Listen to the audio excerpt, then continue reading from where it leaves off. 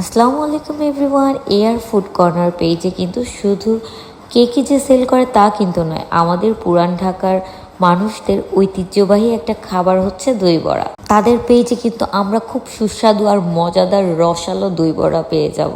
এই যে দেখুন, এত বড় একটা বক্স ভর্তি দই বড়া নিয়ে আমি বসে গিয়েছি। দই বড়া টেস্টের দিক দিয়ে এতটাই সেন্সিটিভ যে যারা খুব পছন্দ করে খায় তারাই শুধু এটার টেস্টটা কেমন হবে সেটা বুঝতে পারে।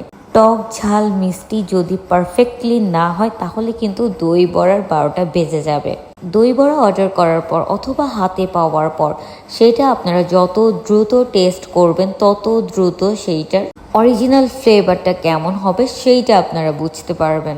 এই যে দেখুন, আমি বাটি থেকে ঢেলে নিয়েছি দই বড়া, আর এই যে এত বড় একটা পিস আমার মুখে দিব। ওফ, মানে কি বলবো, দই বড়া আমার এতটাই পছন্দ, বাট টেস্ট যদি একটু 19-20 হয় সেক্ষেত্রে কিন্তু আমি খেতে পারি না সেই খাবারটা, আমার যতই পছন্দের হোক না কেন।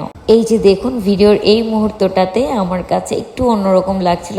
দই বড়ার সব কিছুই ঠিক আছে, থিকনেস, টেক্সচার, সফটনেস সব কিছু, বাট তারপর আমার কাছে মনে হচ্ছিল কি জানি মিসিং আছে।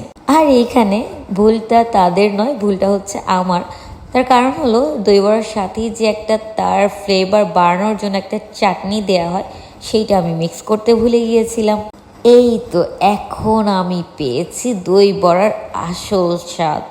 যারা দই বড়া পছন্দ করেন অথবা না করেন, যারা না করেন আমি তাদেরকেও বলবো আপুর পেজ থেকে অন্তত একবার দই বড়া অর্ডার করে খেয়ে দেখুন। জাস্ট আপুর দই বড়ার ফ্যান হয়ে যাবেন। এত মজা কেন ভাই?